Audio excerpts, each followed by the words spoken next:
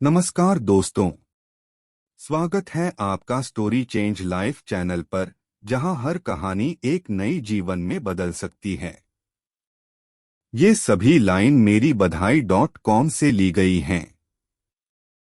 शहर का सबसे खूबसूरत आलीशान घर। कोई भी उसे देखता तो उसकी तारीफ किए बिना नहीं रह पाता। एक बार घर का मालिक किसी काम से कुछ दिनों के लिए शहर से बाहर चला गया। कुछ दिनों बाद जब वह वापस लौटा तो देखा कि उसके मकान से धुआं उठ रहा है। करीब जाने पर उसे घर से आग की लपटें उठती हुई दिखाई पड़ी। उसका खूबसूरत घर जल रहा था। वहां तमाशबीनों की भीड़ जमा थी, जो उस घर के जलने का तमाशा देख रही थी। अपने खूबसूरत घर को अपनी ही आंखों के सामने जलता हुए देख वह व्यक्ति चिंता में पड़ गया। उसे समझ नहीं आ रहा था कि अब क्या करे, कैसे अपने घर को जलने से बचाए।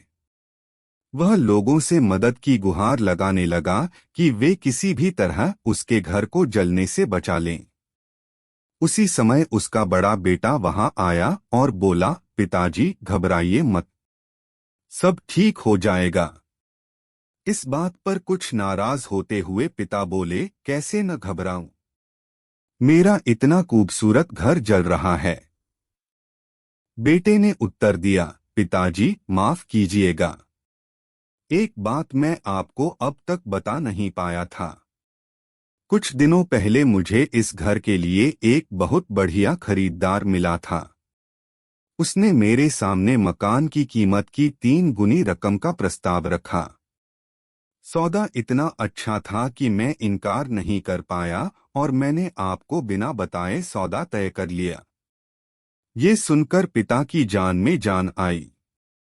उन्होंने राहत की सांस ली और आराम से खड़े हो गए, जैसे सब कुछ ठीक हो गया हो। अब वह भी अन्य लोगों की तरह तमाशबीन बनकर उस घर को जलते हुए देखने लगे। तभी उसका दूसरा बेटा आया और बोला, पिताजी हमारा घर जल रहा है और आप हैं कि बड़े आराम से यहाँ खड़े होकर इस जलते हुए घर को देख रहे हैं। आप कुछ करते क्यों नहीं? बेटा, चिंता की बात नहीं है। तुम्हारे बड़े भाई ने ये घर बहुत अच्छे दाम पर बेच दिया है।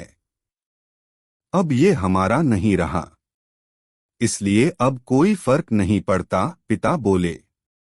पिताजी, भैया ने सौदा तो कर दिया था, लेकिन अब तक सौदा पक्का नहीं हुआ है। अभी हमें पैसे भी नहीं मिले हैं। अब बताइए, इस जलते हुए घर के लिए कौन पैसे देगा? यह सुनकर पिता फिर से चिंतित हो गए और सोचने लगे कि कैसे आग की लपटों पर काबू पाया जाए। वह फिर से पास खड़े लोगों से मदद की गुहार लगाने लगे। तभी उनका तीसरा बेटा आया और बोला, पिताजी घबराने की सच में कोई बात नहीं है। मैं अभी उस आदमी से मिलकर आ रहा हूं जिससे बड़े भाई ने मकान का सौदा किया था। उसने कहा है कि मैं अपनी जुबान का पक्का हूं। मेरे आदर्श कहते हैं कि चाहे जो भी हो जाए, अपनी जुबान पर कायम रहना चाहिए। इसलिए अब जो हो जाए, जबान दी है तो घर जरूर लूंगा और उसके पैसे भी दूंगा। पिता फिर से चिंता मुक्त हो गए और घर को जलते हुए देखने लगे। तो दोस्तों, एक ही परिस्थिति में व्यक्ति का व्यवहार भिन्न भिन्न हो सकता है और यह व्यवहार उसकी सोच के कारण होता है। उदाहरण के लिए जलते हुए घर के मालिक को ही ले लीजिए। घर तो वही था जो जल रहा था, लेकिन उसके मालिक की सोच में कई बार परिवर्तन आया और उस सोच के साथ उसका व्यवहार भी बदलता गया। असल में जब हम किसी चीज से जुड़ जाते हैं तो उसके छिन जाने पर या दूर जाने पर हमें दुख होता है।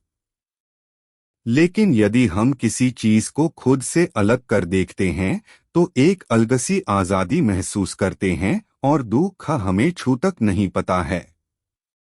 इसलिए दुखी होना और ना होना पूर्णतः हमारी सोच और मानसिकता माइंडसेट पर निर्भर करता है। सोच पर नियंत्रण रखकर या उसे सही दिशा देकर हम बहुत से दुख, खून और परेशानियों से न सिर्फ बच सकते हैं बल्कि जीवन में नई ऊंचाइयां भी प्राप्त कर सकते हैं। चीजों के साथ हमारा अनावश्यक लगाव हमारे दुखों का कारण बन जाता है। धन्यवाद दोस्तों कि आपने हमें देखा। लाइक करें, सब्सक्राइब करें और बेल आइकन को दबाएं ताकि आप हमारी हर नई वीडियो से अपडेट रहें।